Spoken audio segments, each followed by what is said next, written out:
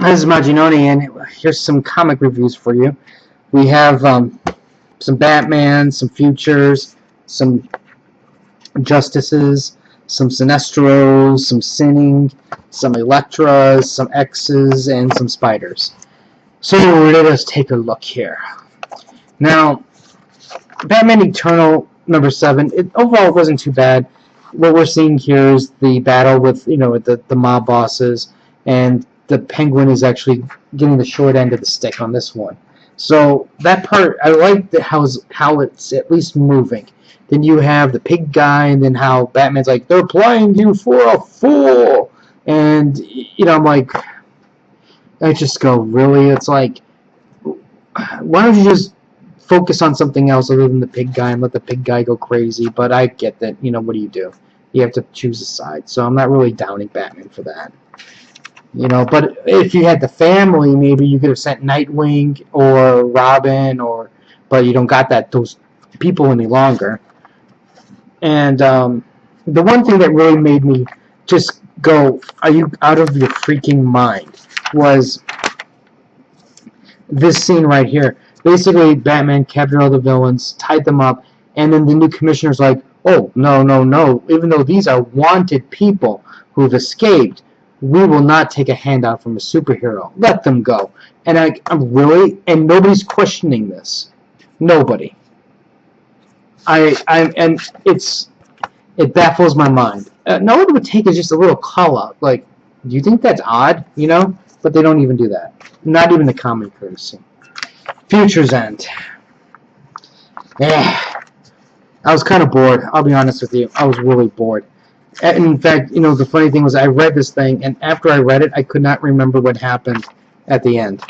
But as you can see, they promised us the Teen Titans are dead, and they're not dead after all. Mr. Terrific finds out that, hey, Batman Beyond is 5 years later in the DC universe from today. And you got more fighting between Firestorm. And Firestorm's hitting on girls in bikinis on a rooftop while his buddy is screaming, let me out, because if you don't, I'm going to kill you. And I'm bored. I'm really bored. Justice League of America. This here is your standard. This is our last issue.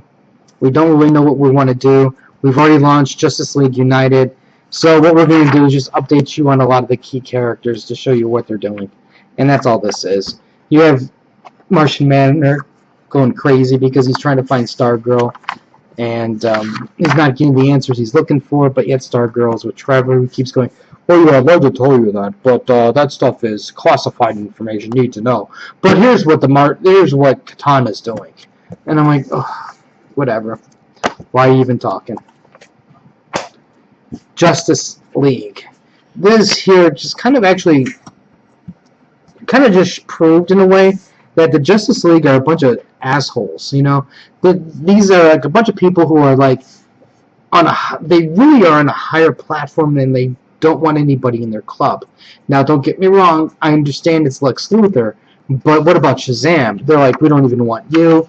Lex is like, well, I fixed up this satellite for you, and for our new headquarters because I'm joining the Justice League. And they're like, get out. And Luthor leaves. I'm like, really?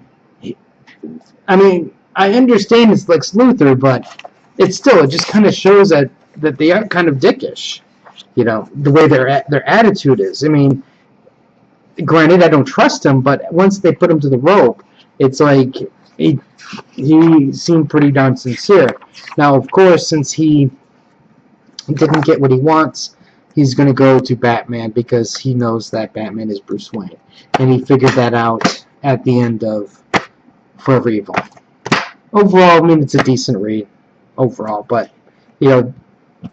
been nice if it was 2 months ago that it came out.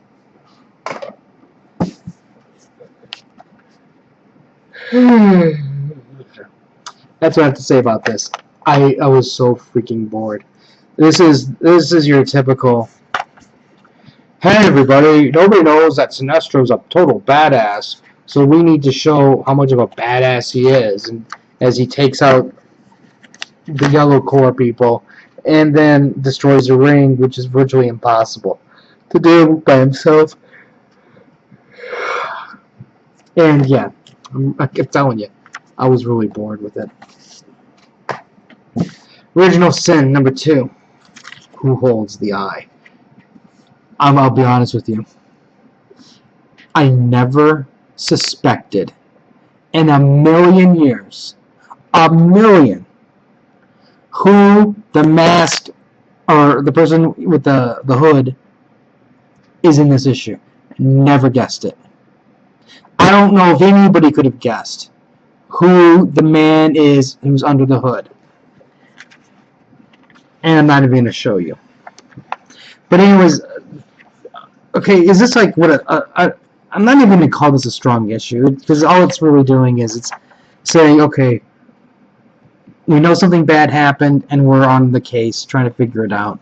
You have a little bit of dealing with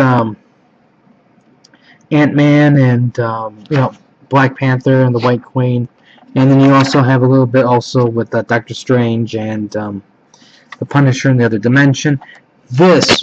This combination really does deserve to be its own title, because I can just tell this would provide me with endless amounts of entertainment, because the Punisher just hates Doctor Strange, hates him. You can tell. Overall, it's a decent read, but it's not great. It's about average, but I didn't expect this to be great. Because this really needs to start setting the stage as to what's going on. And what you might want to do, the girl who's in this thing with the big long ponytail, you need to read Grant Morrison's Marvel Boy to figure out who she is. So that's that. This is a work of art. The artwork is just phenomenal, and I totally love this book. I mean, the story's okay because Elektra's on the case looking to find that guy, and you have a couple other assassins looking for him too. So I'm like, okay, that part's your standard fare. It's nothing special. The fight between Elektra and Lady Bullseye was quick and deadly, so I appreciated that. But overall, it's this artwork. The artwork is just phenomenal, and I really, really am enjoying this. Now, of course, this is not your typical comic book style art, so this is probably going to be a little bit polarizing, but I'm really enjoying this book so far. I don't know if I would have enjoyed this if I was younger, though. Uncanny X-Men number 21. We're finally getting to learn the secret identity of who the person is who's hacking into S.H.I.E.L.D. and sending the Sentinels after everybody. At least the Beast figured it out. You have Magneto finally tracking down where Allison Blair is, and some shit's going to hit the fan soon. Overall, I enjoyed this. Is it a great book, though? It's not great, but I enjoyed it. It's moving this plot along at a good pace. I can see where there's going to be a nice little fight between S.H.I.E.L.D. and the X-Men coming up, and because the S.H.I.E.L.D. is being manipulated into causing trouble. So I'm really looking forward to seeing the outcome to this. Amazing Spider-Man number 2. Overall, it's good, but again, it's not great. And if anything, this is actually, they had a really gruesome scene in here. Because, like, Electro, he's like, my powers are crazy, and I did some bad things. And then he goes to see his girl, and he just jacks her world upside down. Totally. And that was kind of gruesome. Then on the other hand, you have Peter trying to deal with his little problem, and with the girl that Doc Ock was about to marry, and he can't. He's like trying to explain the situation to her, and I'll be honest, she's taking it pretty well. And then she's like, I'm baking some cookies, and so he's got to go to the Avengers Tower because there's a meeting. He can't go because he's got to bake the cookies, and then he's late. And then, sure enough, he shows up with some cookies. And then, this is like, if you ever thought that this was not Peter Parker, he's doing everything to make you think that he is Peter. Because Superior Spider-Man would never have gone through this nonsense. But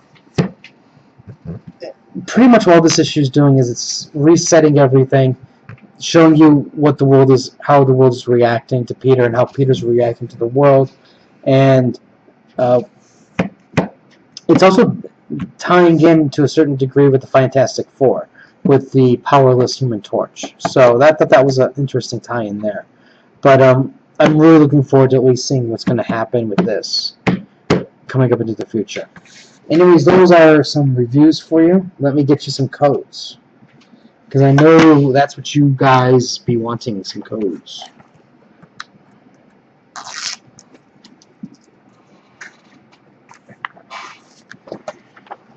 This is Uncanny X-Men.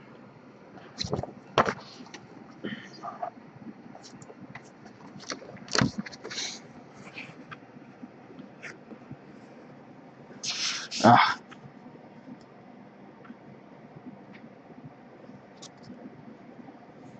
And why isn't this focusing?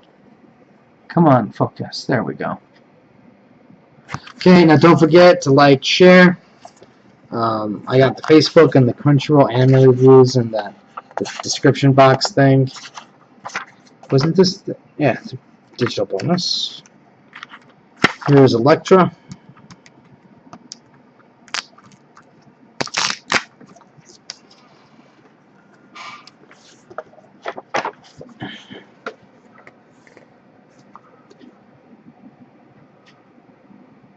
And if you get one of these codes, could you at least like maybe save some codes for other people? That would be like nice. Don't be greedy.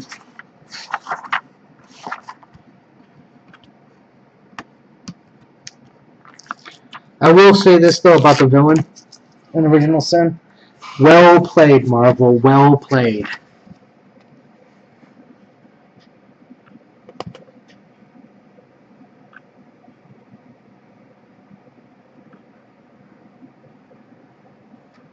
Talk about an obscure villain.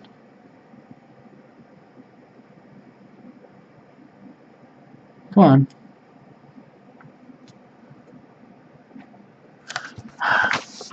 It's FMDRSAXU3JB2. And I'll give you this one.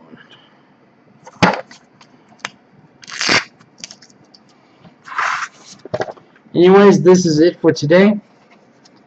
If you have any comments or questions, let me know. Rate the video. Of more reviews and stuff later. Enjoy the Loot Crate Nerd Block. And I'll have more reviews later, so until next time.